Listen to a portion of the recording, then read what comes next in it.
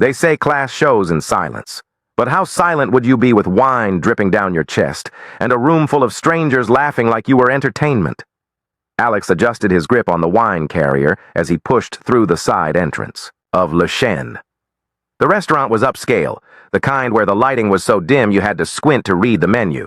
But it didn't matter, because regulars didn't read menus. They ordered whatever was expensive and French-sounding. He had made this delivery route a dozen times, but each visit to Le Chêne felt like stepping into a world that resented his existence. Alex was 6'1", built from years of warehouse, work, and weekend basketball, but he walked light. He made eye contact. He smiled when spoken to. Still, in a place like this, that wasn't enough. Inside, laughter floated like perfume. Servers in crisp aprons floated from table to table. Designer handbags hung on chairbacks like trophies. Alex spotted the table of women, well-dressed, sun-kissed, and loud. He approached with the composure of a man who had trained himself to never react first. "Delivery for Ms. Stratton," he said, holding out the Bordeaux wrapped in insulated cloth. He always double-checked names. A woman with white blonde hair and a red designer dress turned slowly. She eyed him like he was something scraped off her Louboutins. "Finally," she drawled. "We were beginning to think you got lost." Alex offered a polite nod, holding out the bottle. That's when it happened. The woman next to her, tanned gold bracelets stacked on both arms, reached forward, took the bottle without asking, popped the cork with a practiced flourish, and tipped. The neck straight onto Alex's shirt. The cold wine soaked through instantly. Red against white. A splash like blood across his chest. "Oh no," she gasped with mock sweetness. "Clumsy me!" Laughter erupted. Not just from the table. Others around them joined in. One man at a nearby table muttered, "Showtime," to his companion. Someone clapped. The servers looked away. Alex stood still, his hand still holding the now empty delivery sleeve, his chest wet, his breath calm. He didn't shout, didn't ask why. He just slowly reached into his back pocket, pulled out a clean towel, and began dabbing at the fabric with quiet dignity. The laughter simmered but didn't die. No one came to help. Not the hostess, not the waitstaff, not management. They all just watched, and then, click, click, click, heels on tile, sharp, deliberate, like a clock ticking toward judgment. The front door hadn't creaked. It had opened like it knew better than to resist her. The woman who entered didn't belong to the scene. She owned it with every step. Tall, black, dressed in black silk and emeralds. The kind of woman who didn't just walk into places. She shifted the air in them. Alex looked up, wine dripping from his collar, hands still blotting, and just like that, everything changed. The laughter didn't stop all at once. It died in, pieces trailing off like a candle guttering out in the wind. Heads turned, eyes widened, and the room fell under a hush no one could quite explain. The woman who walked into Le Chêne wasn't just wealthy. She carried something heavier than money, power. It clung to her like perfume, not flashy or loud, but rooted in something unshakable. The staff recognized her before the diners did. One waiter nearly dropped a tray of champagne flutes, a Tech mogul, real estate developer, self-made billionaire, Southside native. Forbes had called her the quiet storm of capital. She didn't look at the maitre d' as he rushed forward with a trembling menu and breathless welcome. She didn't even acknowledge the owner, who had just peeked out from the back hallway. Her gaze was locked on the man standing near table 12, the man soaked in Bordeaux. Alex. She didn't blink. Didn't pause. She moved through the dining room like a blade slicing silk, smooth, quiet, and absolute. When she reached the table, the socialites straightened up like students caught passing notes, their faces twisted between confusion and embarrassment, trying to read whether they were about to be offered a selfie or a reckoning. Ayana's voice was soft, but it landed like thunder. "Is this how you treat people who work for a living?" she asked.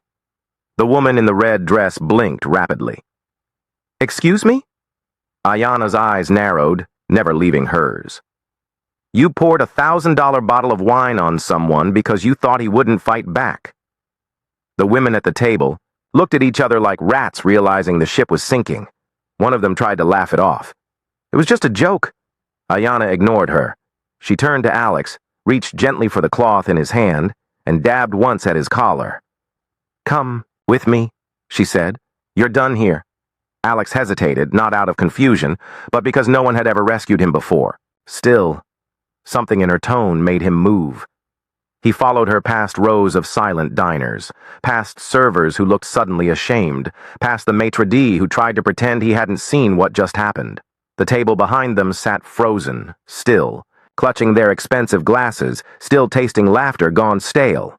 As the doors to the private lounge opened for them, Ayanna turned once, just enough for her voice to carry. "Oh, and Ms. Stratton?" she said. The blonde looked up like a child awaiting punishment. "I just bought the restaurant this morning." And with that, Ayanna and Alex disappeared behind the velvet curtain, leaving the room to choke on its own silence. The velvet curtain closed behind them, cutting the dining room off like a chapter ending mid-sentence.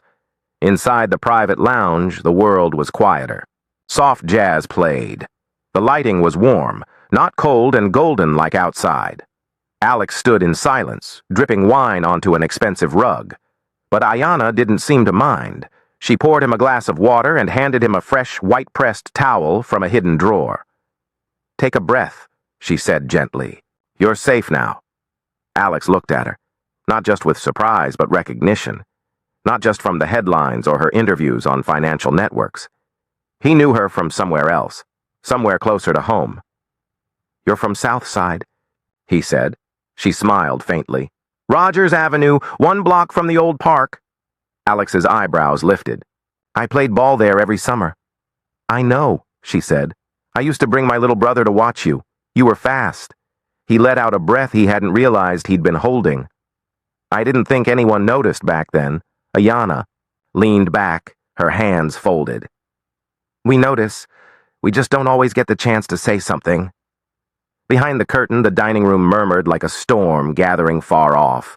The women at the table were in damage control mode, whispering furiously, flagging down servers who suddenly had somewhere else to be. The restaurant's manager stood to the side of the lounge, nervously clutching a tablet. Ayanna gave him a nod. "Confirm." "The transfer?" she said simply. "Yes, Ms. Cole," he replied. "You now own Le Chien and the adjoining lot." Alex blinked. "You were really telling the truth. You bought the place." "Why would I lie?" she said. He chuckled dryly. "You wouldn't. Just... I've never seen Justice walk in like that." Ayanna tilted her head. "Justice didn't walk in. Accountability did. Justice would have prevented what happened. What I did was simply refuse to let them get away with it." Alex nodded slowly, still absorbing the weight of it. The towel in his hands was now soaked red. "You don't deserve to carry that kind of shame," she said, pointing at the stain. "And you never did." A knock came at the lounge door. The manager stepped out and returned with a tailored dress, shirt folded in plastic wrap. "Had this ordered from the boutique down the street?" Ayanna said. "Put it on. You don't leave here looking like you were the one who did something wrong."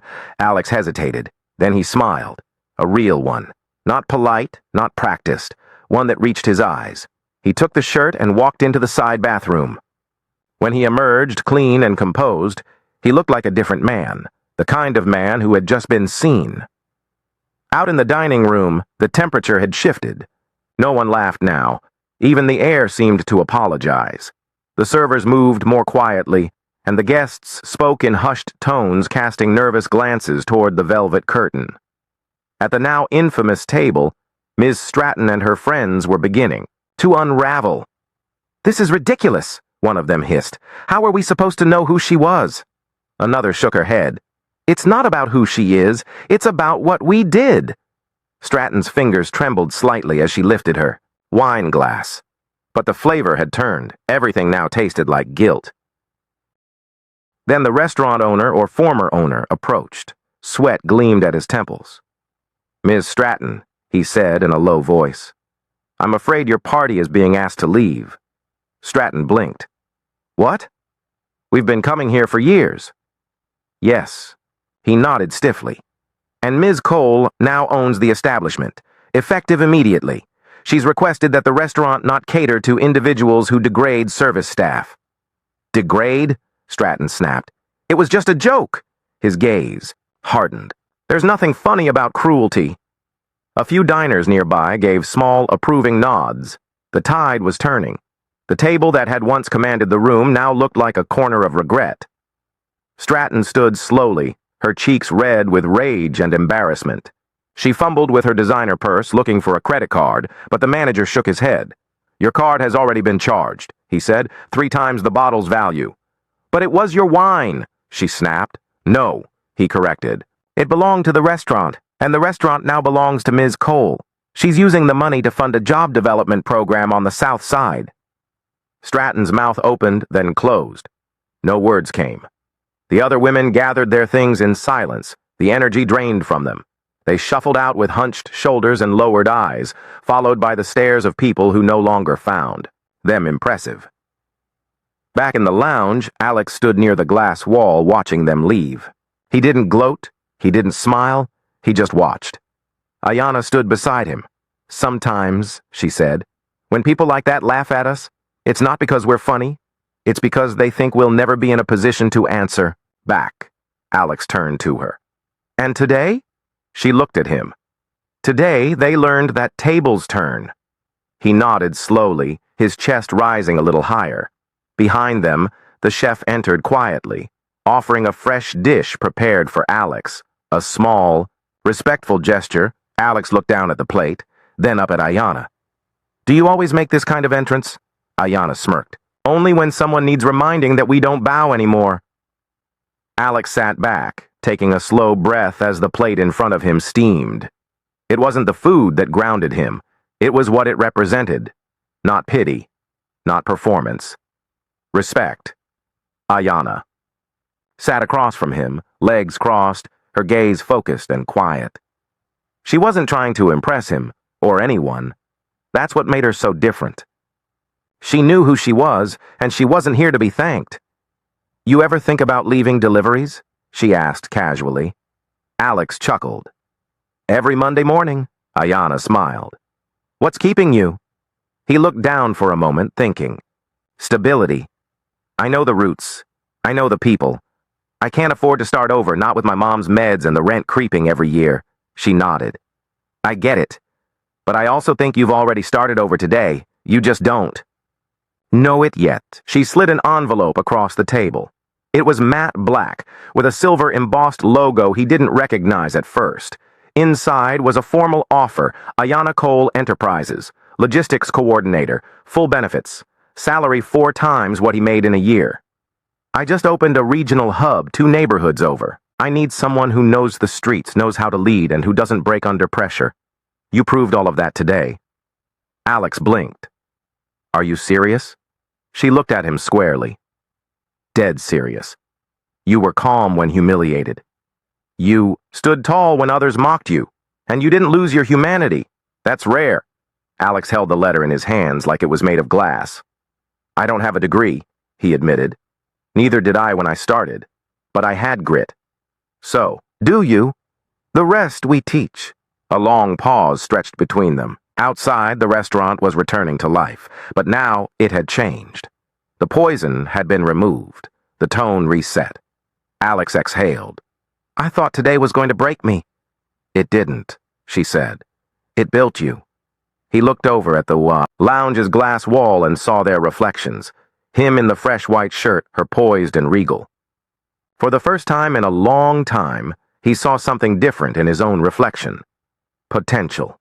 They left together, exiting into the early evening where the city buzzed like 1,000 open doors. As they reached the sidewalk, a group of young boys on bikes skidded to a stop. One of them recognized Ayanna.